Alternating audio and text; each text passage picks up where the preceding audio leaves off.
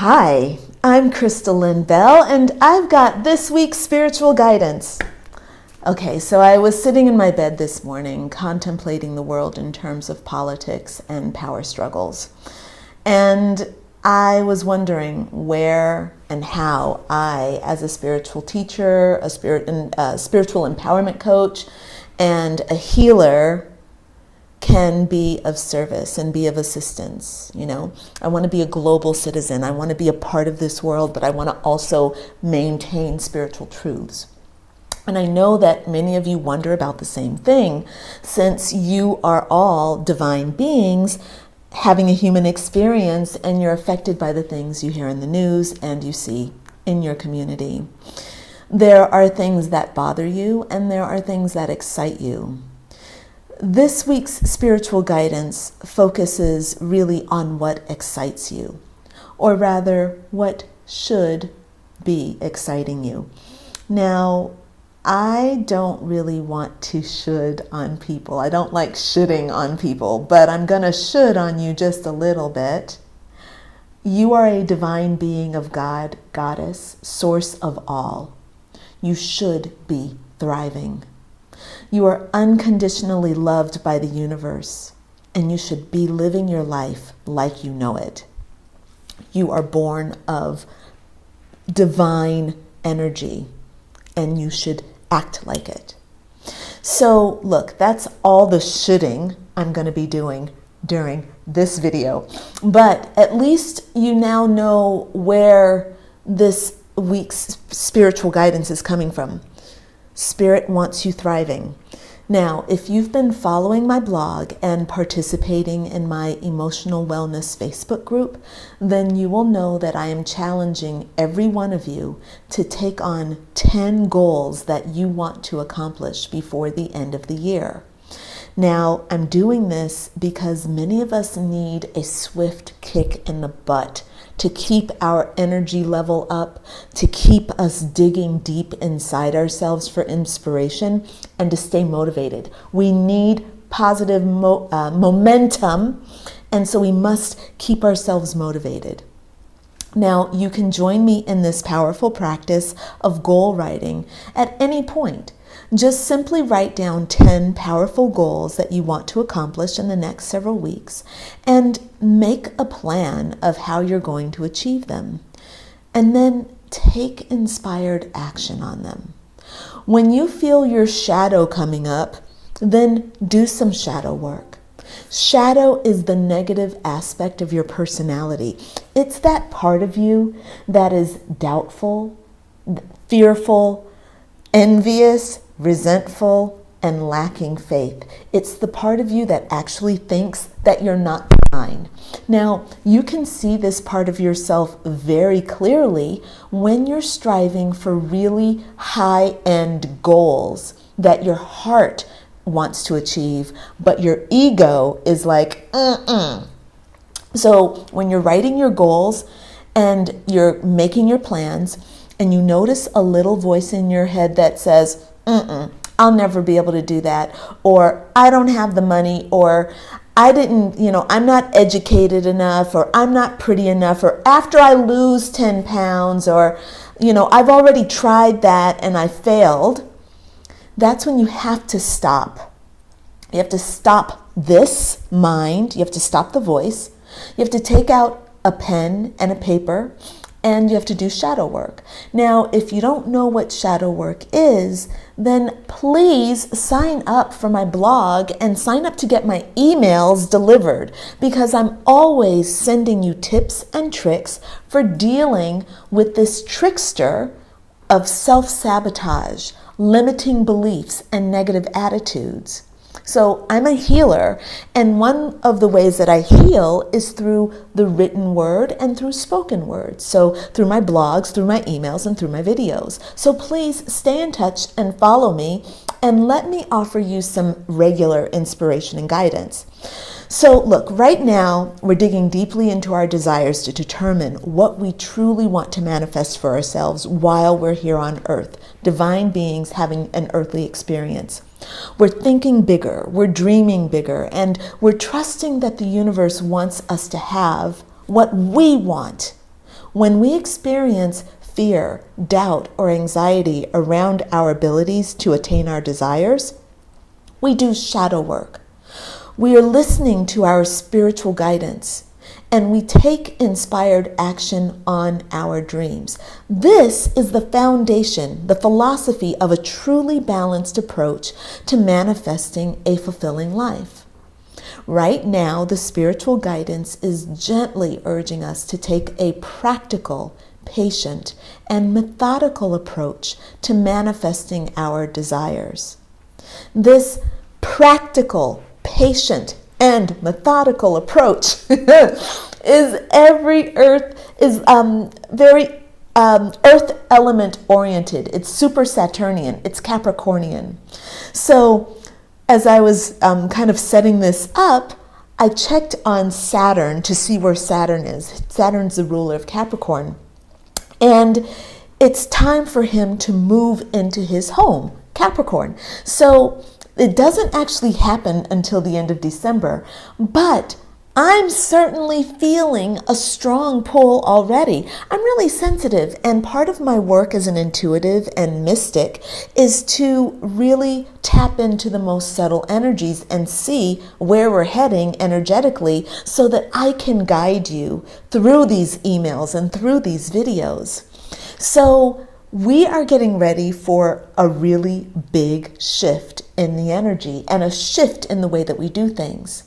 So Saturn, like I said, is the natural ruler of Capricorn, and you can really see his influence on all of your Capricorn friends and your loved ones. These people are really intelligent, and they tend to be perfectionists who prefer to think long and hard before taking any action. Folks ruled by Saturn can be viewed as old warriors who take a slow and methodical approach to fighting their battles. They've been through many, many wars, and they are keenly aware of the consequences of foolish thinking and impulsive action. Now, we can use this warrior example to contrast Saturn with Mars. So Mars rules Aries. Mars people can be viewed as young warriors who are hot and ready to fight. They are led by fire, and they want to rush into battle because they love the heat and the exhilaration that courses through their veins when they're on the battlefield. The spirit of Saturn is keenly aware of the price to be paid for war, and he prefers to lay the groundwork for a peaceful resolution, resorting to war only if he must. And when it comes to that, man, you better look out. So with Saturn moving into the sign of Capricorn, we're all going to be experiencing a more profound pulling down into our depths. Saturn's work is to deepen our knowledge, to deepen our emotions, to deepen our connections, our quality, and our sensuality. Now, this sounds pretty good, right? And yeah, it's awesome. Capricorns? So yeah, though this learning comes with a price. Saturn is known as the taskmaster of the zodiac. He is the sergeant that demands excellence, focus, and discipline in every moment. And as he moves through each sign of the zodiac, he's teaching us, and he's scaring us. Okay, I'm gonna leave that. But he's teaching us to get better, stronger, and wiser. So even if you're not Capricorn, you are still going to be affected by this, because Capricorn might not be your sign, but if this Saturn transit is happening in your money house, you need to mind your finances. If Saturn is transiting your relationship house, you need to pay attention to what's happening at home and in your bedroom. So everyone should know what their relationship is with the stars and the planets. Now, if you've never had your birth chart done, you can order it on my website. knowledge of your relationship with the stars totally helps you understand how to enhance your strengths and how to overcome your weaknesses. That's what it's for. So as I said, Saturn is going to be entering Capricorn at the end of December, and we're already feeling the effects of it now. It's a slow-moving planet, so you feel its influence very broadly. Now, if you've been following my blog, then you've heard me say that currently we are in a 10-year, and that 10 is the number of authority. It's very, very auspicious. Personally, I want to make the most out of this auspicious year. So I'm tuning into my higher self and forging a deep and everlasting relationship with her. I'm committing to my higher self because I know that in all things with her are possible. My higher self is the part of me that is nestled with source energy, with God, Goddess.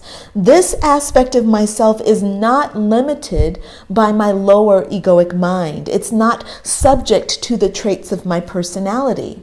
It's not even under the influence of Saturn. The higher self is expansive and it sees the big picture, and yet it is not afraid of the smallest details. The more I surrender to my higher self, the easier it is to walk through life. I like to imagine that my higher self has perfect vision and she sits atop a mountain. She has a crystal clear vision of the landscape and she's guiding me with unconditional love and compassion. She's always showing me the easiest path while helping me navigate the treacherous parts. My only job is to peel away from my own fear, limitation, and negativity so that I can listen to her more clearly. Do you remember in the movie The Matrix how Morpheus was talking to Neo on the cell phone, guiding him away from the bad guy, Mr. Smith? Do you remember that? Neo was doing great. He was on the cell phone and he was darting around from cubicle behind the walls. He was hiding beneath the desks and he was dodging Mr. Smith. And then he gets to the window and Morpheus is like, go out on that ledge. And Neo couldn't handle it. And he's like, he just couldn't stomach it. So Morpheus told him to go out on the ledge and Neo looks down. It's 20 stories up. And then Neo drops the phone. So he lost communication with his higher self. He ultimately got caught. And Morpheus, of course, was there to get him out of trouble. But in the Matrix, Neo represents us. It represents every one of us. And Morpheus represents our higher self. Our higher self has total faith in us and always knows that we will awaken to our power in our own time. The higher self always has our back and holds space for our ultimate awakening. In the Matrix, Neo had to gain a broader perspective and a deeper understanding of the world around him. He also had to face his fears and develop some discipline to maintain his courage and his strength. And this is where Saturn comes in. Saturn is our teacher. So as he navigates the zodiac, he presents challenges and obstacles that slow us down and make us think more deeply about our choices. One of his greatest tools is fear and withdrawal. Now look, this is why I'm warning you, friend. Saturn uses fear to help you see your weak spots so that you can strengthen them. But look, he doesn't put something there that doesn't exist. Instead, Saturn brings what is deeply buried in the murkiness of your psyche. He brings that to the forefront so that it can be examined, confronted, and released. So this is the motto that you can take whenever you're faced with fear. Examine your fear, confront your fear, release your fear. So for example, My biggest fear right now centers around silence and stillness. I need to escape from silence and stillness with food and television. So what I'm doing is examining this fear.